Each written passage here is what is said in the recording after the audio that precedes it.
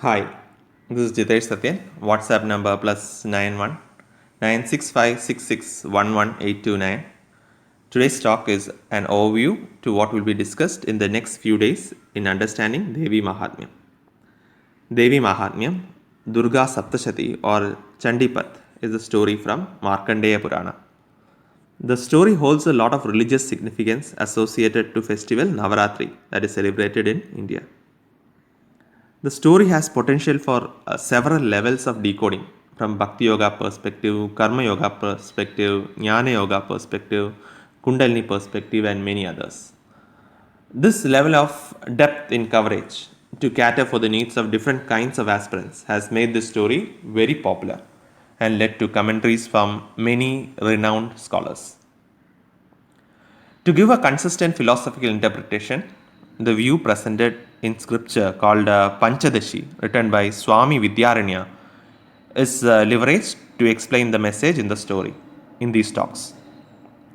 In this context, Prakriti is the medium on which supreme consciousness gets reflected, like Shakti being the mirror or reflective medium on which Shiva sees his own reflection. Prakriti in this scripture called Panchadashi is classified into three. One is Tamas Pradhana Prakriti or Prakriti. Supreme consciousness only activates the Tamas dominant medium to evolve, resulting in Jagat. Due to dominance of Tamas, there is no reflected consciousness. Only activation happens. The obstructing power of Tamas Pradhana Prakriti is Mala. The second classification is Rajas Pradhana Prakriti or Avidya. The reflected consciousness with Avidya as the medium is called Jiva, and the obstructing power of Avidya is Vikshepa. Third one, Sattva Pradhana Prakriti or Maya. The reflected consciousness with Maya as medium is called Ishvara. The obstructing power of Maya is called Avarna. So we discussed about three obstructing powers. They are Mala, Vikshepa and Avarna, corresponding to Tamas Pradhana Prakriti, Rajas Pradhana Prakriti and Sattva Pradhana Prakriti respectively. We will discuss these terms in more detail while explaining the inner meaning in the story from the perspective of transformation of an aspirant to attain liberation. Remember that anything discussed as an interpretation in ourselves can also have a parallel interpretation that can be linked to the cosmos. It's like as above, so below, or microcosm at individual level mirrors macrocosm at the cosmic level. The same goes with Pindanda and Brahmanda.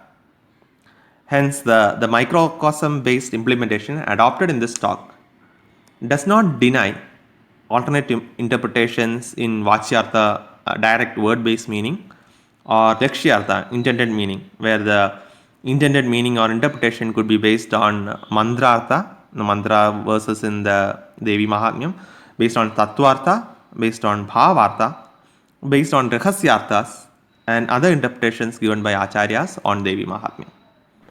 We'll first present the event in the story and then try to give our perspective on the interpretation.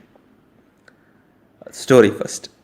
King Suratha, filled with grief, was wandering after losing his kingdom. So one day, he saw a merchant called Samadhi who also seemed very unhappy. On inquiry, the merchant informed the king that he had to leave the house due to his disloyal wife and greedy sons.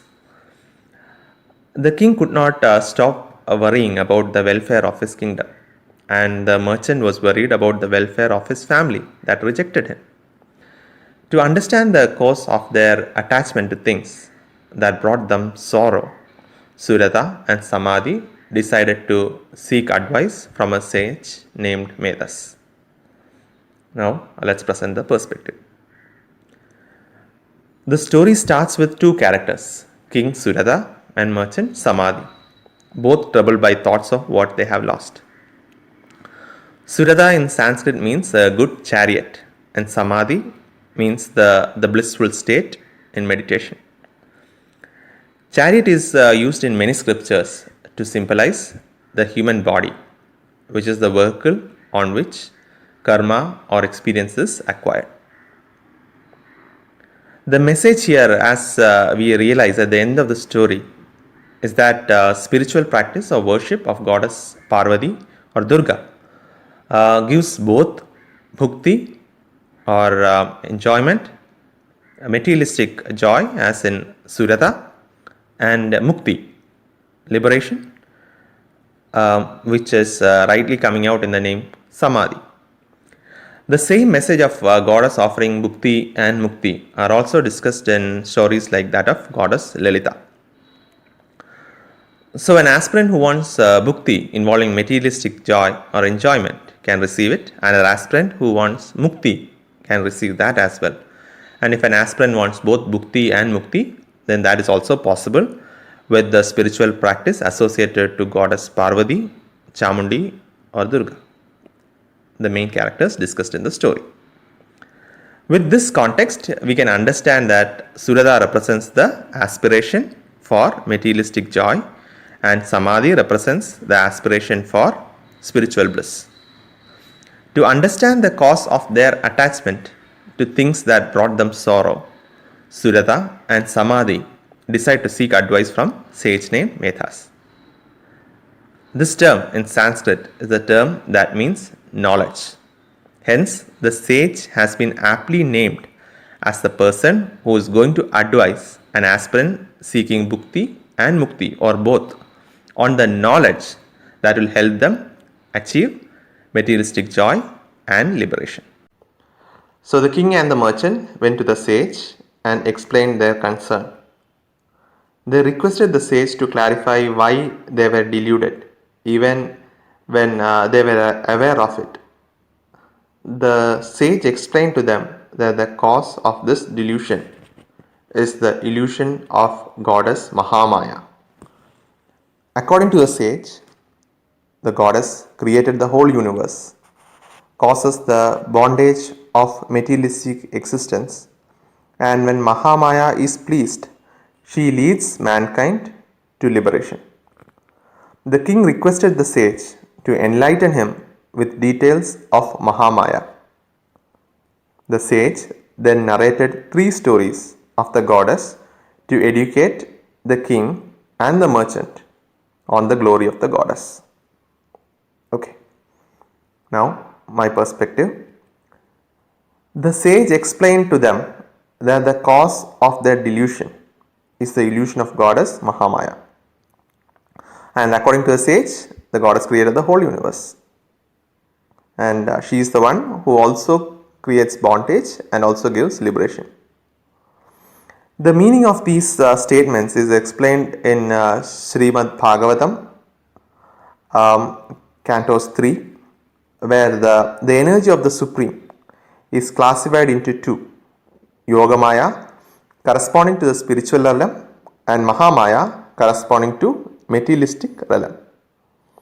It is further explained in Bhagavatam as well as in many popular scriptures like the Bhagavad Gita that the Shakti or the energy in materialistic realm appears to function in 3 phases as the creative principle of the materialistic world, as ignorance and as knowledge.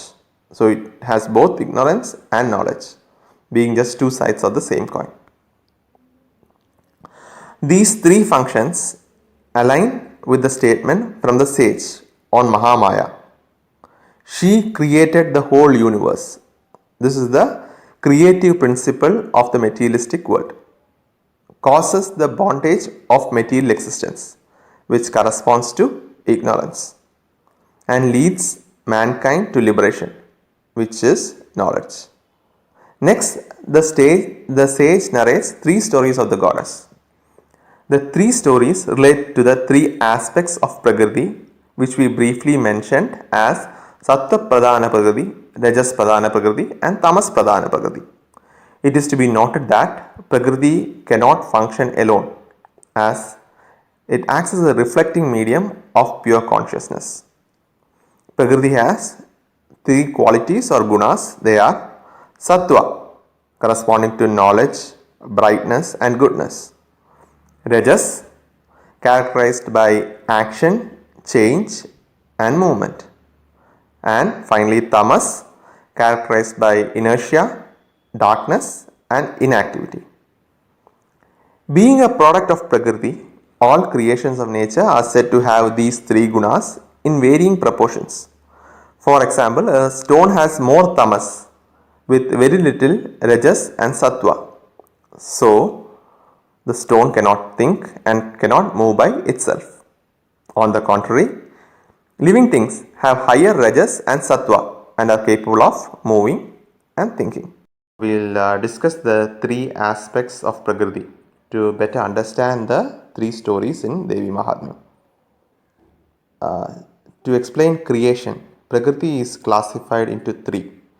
They are Tamas Pradhana Prakriti or just Prakriti. Tamas Pradhana Prakriti means in this category the tamas quality is dominant. Other two qualities are also present. However, tamas is pradhana or dominant. The pure consciousness of the Supreme, formless God, does not reflect on this medium due to the high level of tamas or inertia. The consciousness activates the medium and causes it to evolve, which results in Jagat or the universe or nature. Since this medium evolves to create nature or universe, it is also at times just called Prakriti, meaning nature. Now let's come to the second one, Rajas Pradhana Prakriti, and its negative aspect, which is given by the name, which goes by the name Avidya. In this medium, the Rajas quality is dominant. The pure consciousness of the Supreme reflects on this medium to create Jiva, the individual self. Due to ignorance, the term avidya is used in Sanskrit for ignorance. Due to avidya, we don't realize our true self as a reflection of Supreme Consciousness. Atmajnana corresponds to knowledge of self. Hence, Rajas Pradhana Prakriti is also called avidya. The third one, Sattva Pradhana Prakriti, and its aspect called Maya. In this medium, the Sattva quality is dominant. The pure consciousness of Supreme reflects on this medium to manifest as Ishvara or the God with form. Hence, the Supreme is unmanifested and formless, while Ishvara is manifested and has form. Due to illusion, the term Maya is used in Sanskrit for illusion. So, due to Maya, we don't realize Ishvara as the reflection of the formless consciousness or the Supreme.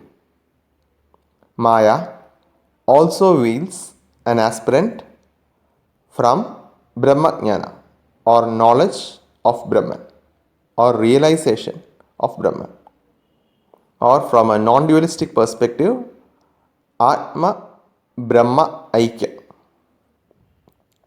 So we discussed about three, Tamas Pradhana Prakriti, Rajas Pradhana Prakriti and Sattva Pradhana Prakriti. We will discuss the three obstructing powers of Prakriti which an aspirant has to overcome in his spiritual journey of realization. The first one, Mala. In Sanskrit, the term Mala means impurity. The impurity of the mind corresponds to craving for materialistic things and aversion for some other materialistic things. An easy example to understand this is our very nature to crave for certain kinds of food and have aversion for some other foods. The same craving and aversion principle can be extrapolated for other relationships with other people as well, in terms of liking some other people and not having a disliking some others.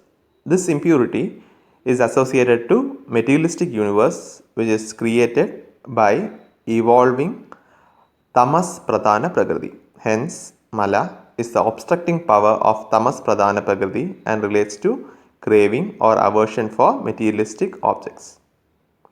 Second one, Vikshepa. In Sanskrit, the term Vikshepa means tossing. This obstructing power of Rajas Pradhana Prakriti corresponds to tossing of the mind with different thoughts. As a result of tossing of the mind, it is unable to achieve single pointed focus. To understand true self. Ignorance of true self or avidya results in creation of fears, worries and other emotional issues associated with thoughts, impacting spiritual progress.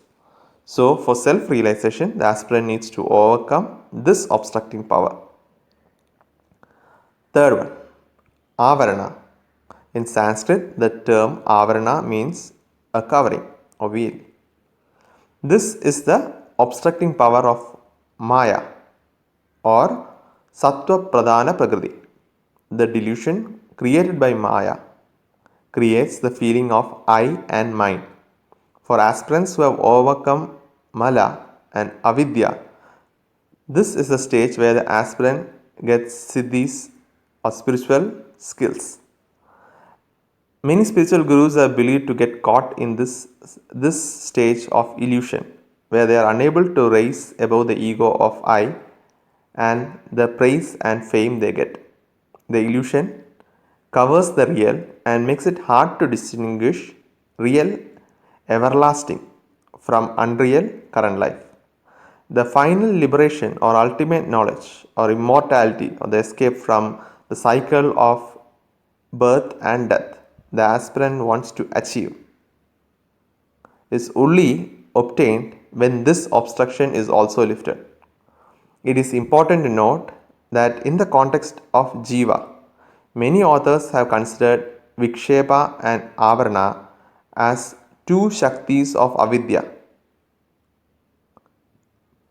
as Maya corresponds to a higher cosmic plane. So, now we have three kinds of Prakritis and three obstructing powers. Mala corresponding to Tamas Pradhana Prakriti, which is dealing with external objects, external things. Second, Vikshepa relating to Rajas Pradhana Prakriti, which is relating to internal in terms of emotions, which actually makes the mind unable to focus. And the third being Avarana, which is a imperfect knowledge of the true self, leading to I and mine.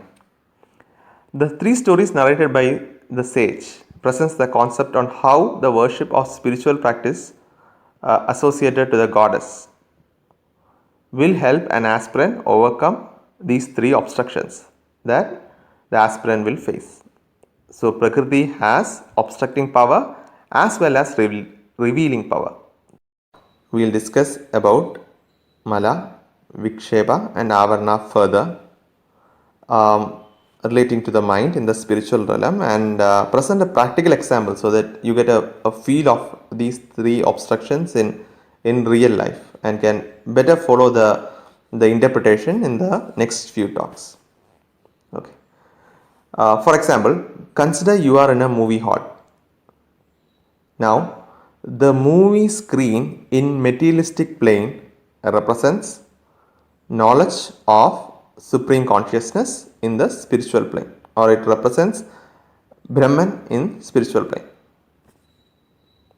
While the movie is playing, three obstructions occur. First thing, we get into an environmental hypnosis and get immersed in the movie. As a result, we start liking specific characters that are being getting played and hating few characters based on the roles they are playing. Okay. 2. You get so much engaged that you forget the movie is unreal. You feel happy when the hero rescues the heroine and you feel depressed and cry when a character dies. Or when a slaughter scene is shown, you close your eyes in fear. Just few examples. So you forget that what you see is not real, and the characters in the movie again comes to life and dies when the movie is replayed. So for each shows, again whatever you are seeing is going to get replayed is completely forgot as a result of the environmental hypnosis. The third thing, that you completely forget that the only thing that is real in the movie is the screen on which it is getting played, not the movie that you are watching on the screen. When the movie is over, the projection stops, but the movie screen still remains for the next show. So the movie screen acts as a substratum for playing the movie again. The same movie or a different movie. Okay. Now, how can the viewer see the screen overcoming these three obstructions? First, an external or internal stimulus needs to awaken you from the hypnotic trance. Somebody calling you from the side, or you yourself actually waking up from the hypnosis due to some event is one. Second, next you need to control your thoughts and eliminate the emotional impact of fear, worry, sadness and other emotions due to events in the movie. Finally, you need to focus on the screen and not the movie, which is just an illusion or unreal act played on the screen. Okay. We'll try to map these three actions the viewer has to take in materialistic realm to get out from the environmental hypnosis in a movie hall to the mapping which needs to be done for spiritual awakening. And that understanding will help us to better follow the interpretation of the story. We will discuss about Mala, Vikshepa and Avarana relating to mind in the spiritual realm and continue the discussion on how coming out from environmental hypnosis in movie hall can be mapped to obstructions in spiritual realm. So how can you, the viewer, see the screen overcoming these three obstructions that we discussed? First, an external or internal stimulus needs to awaken you from the hypnotic trance and make you aware that you are in the movie hall. The stimulus should make you realize that the person you hate is not that character in real life and is just an actor. In the most realistic terms, this is the first story of Sage Medhas in materialistic realm. Second, you need to control your thoughts and eliminate the emotional impact of fear, worry, sadness and other emotions due to events in the movie. So ignorance is eliminated and you enjoy the movie without being emotionally impacted due to thoughts relating to the movie. In spiritual realm, the self remains in bliss. In other words, the self always remains in bliss and is not impacted by events or thoughts from events in life. In the movie hall, you realize that you are just the viewer. In simplistic terms, this is the second story of Sage Medhas applied in materialistic realm. Finally, you need to focus on the screen and not the movie, which is just an illusion or unreal act played on the screen. So understand the movie is unreal. It will end and will play again in another show, or a different movie will play in same screen. Then you see, realize or become aware of the movie screen in materialistic plane, which can be represented in the spiritual plane as a self-realization in spiritual realm. In the most simplistic terms, this is the third story narrated by the sage applied to an example in materialistic realm. So just to summarize, the characteristics of the three obstructions are: 1. Mala, craving or aversion for external things, could be sex, could be relating to craving or aversion for food, could be relating to any object or people. Second, Viksheba, fear, sadness, anger and other emotions, relating to tossing of the mind with thoughts and associated emotions due to ignorance of true self.